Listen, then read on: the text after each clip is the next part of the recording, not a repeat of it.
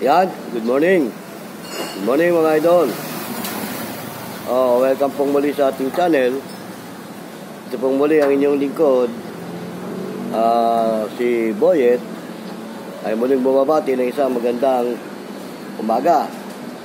Saan man kayong panig ng ating bansa, mga idol naroon, ay binabati ko kayo ng isang magandang umaga. At naway, nasa mabuti tayong kalagayan hanggang sa mga oras na ito. Meron mga idol, tulad pa rin ng dati, tayo naman ay magkukwentuhan lang na may kaugnayan pa rin sa pang-araw-araw ng ating ikinabubuhay, gayon din sa ating mga kapaligiran. At sa larangan ng serbisyo publiko, mga idol, ay patuloy ko kayong inaanyayahan na samahan ako sa maikli sandali nitong ating programa.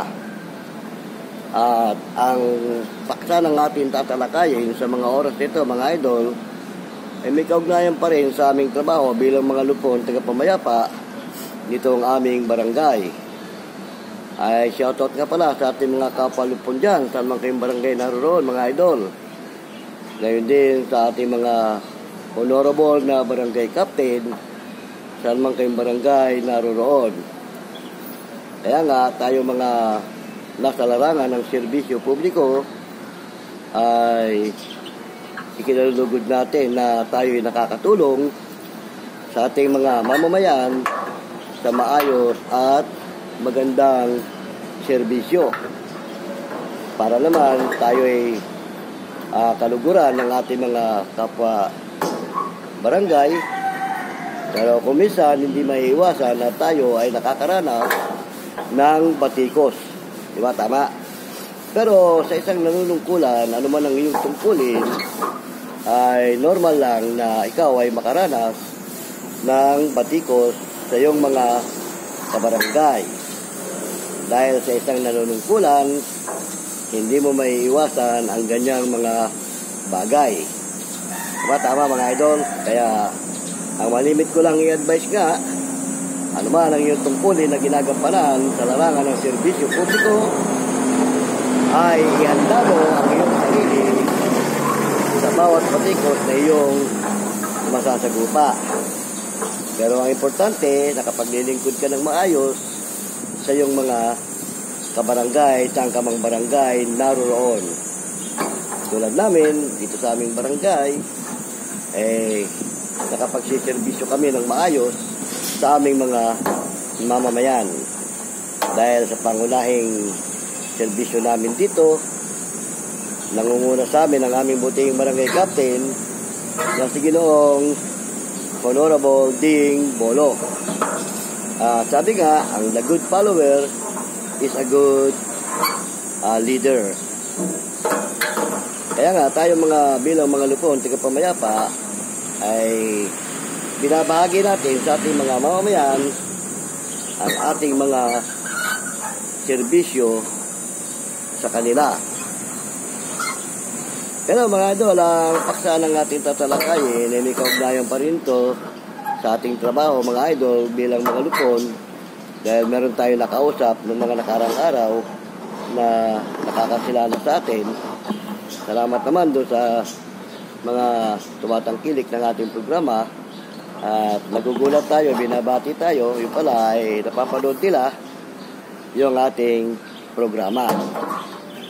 Gaya nga nung nasa lubog natin nung nakaraang araw, may tinanong siya sa akin tungkol sa sistema ng aming trabaho bilang lupon. Ang kanyang itinanong, mga idol, sa atin, ano-ano raw ba ang dapat gawin kung halimbawa gusto naming mag-file ng reklamo o dumulog sa tanggapan ng lupon tagapamayapa. Pero ulitin ko na naman, nabanggit ko na to sa mga nakaraang video natin, hindi po kayo pwedeng dumirekta ng reklamo sa tanggapan ng lupon tagapamayapa. Maliban na lang kung halimbawa talagang emergency at importante, pero dapat talaga daan muna kayo sa tamang proseso doon sa tanggapan ng mga bantay bayan o yung tinatawag na barangay police. At doon ka magpapile ng iyong complaint na nais mong idulog. At meron naman kaming mga tinatawag na lupon for the day na naka-duty at naka-assign na kapag kayo'y lumapit sa aming tanggapan at inaakala nila na ang inyong reklamo ay alanganin, iniaakyat yan doon sa amin, sa tanggapan namin, upang kami ang susuri doon sa reklamo na nais itulog ng ating mga kabarangay. At kapag nasuri namin na ang kanilang reklamo ay para sa barangay, agad namin itong tinatanggap at binablatter ng mga bantay bayan. Pero pag nasuri namin na hindi yan para sa aming tanggapan o hindi yan para sa barangay ang kanyang reklamo at lalo't may kaugnayan sa police matter, ay ini-advise namin na dalhin na yan sa impilan ng mga pulis. Pero kukunan muna kayo ng detalye sa inyong reklamo para pagdating doon sa itaturnover na kayo sa kinaukulan, eh hindi na mahihirapan ng mga pulis para tanungin ka at imbestigahan ka tungkol sa iyong reklamo. Kasi pag detalyado ang ginawa ng bantay bayan tungkol sa iyong reklamo, wala na siyang hahanapin pa, kundi tatanungin ka na lang kung meron ka pang gustong idagdag o gustong baguhin. Ganyan po ang tamang proseso kapag kayo magpapile ng reklamo. Ngayon, halimbawa, ang reklamo nyo ay para sa barangay, matik na yan. O, gagawa na agad ng alian para magkaroon kayo ng tinatawag na first hearing sa mediation.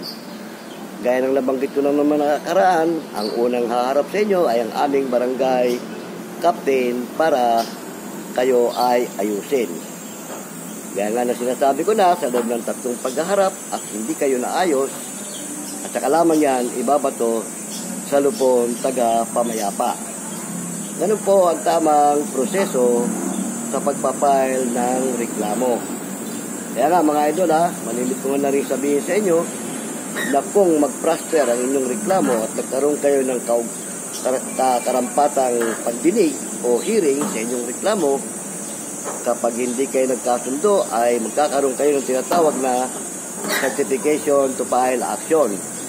At yan, malimit ko na rin banggitin, karamihan sa humingi ng certification to file action, natutulog lang sa kanilang bahay ang kanilang certification to file action.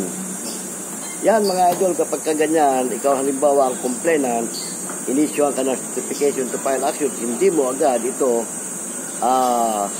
idinulog sa mga kinaukulan. Kung dumating yung time na magkaroon ka ng problema tungkol doon sa una mong inireklamo, magkakaroon ka talaga ng problemang malaki dyan dahil kasi binigyan ka na ng pagkakataon para idulog ang iyong reklamo ay hindi mo naman ito inasikaso. Magkakaroon ka ng problema dyan dahil kasi kung the same problem ang iyong idudulog, parang mahirap na yata yan kasi binigyan ka na ng certification to file action, hindi mo inintindi. Kaya nga, malimit nating i-advise sa mga humingi ng certification to file action, kung hindi nyo rin lang kayang idulog sa mga kinaukulan yung inyong reklamo at hindi nyo kayang isampa, kayo na mismo ang humimok sa inyong respondent na makipagkasundo. Kapag nagkita kayo, tawagin mo siya, hindi ko na itutuloy yung reklamo ko sa iyo, willing ka ba na makipagkasundo? Ganon, yayain mo siya ulit sa barangay para yung certification to file action na inisyu sa iyo mauwi sa amicable settlement. Yun, ganon po ang tamang proseso. Para naman, sakaling maulit yon ginawa sa iyo, meron ka nang pinanghahawakan para muli siyang ireklamo. Diba, tama? Kasi doon sa certification to file action, pag hindi mo yun dinulog o hindi mo pinorsyo, kakaproblema ka doon kasi walang double due process na uulitin mo yung reklamo mo kasi meron ka ng dati, hindi mo lang inintindi, nag-lapse na yun ngayon kung halimbawa na-issuehan kayo ng amicable settlement at inulit yung pangyayari, yun na, nandoon na ang karapatan mo para ituluyan siya. Di ba? Tama mga idol.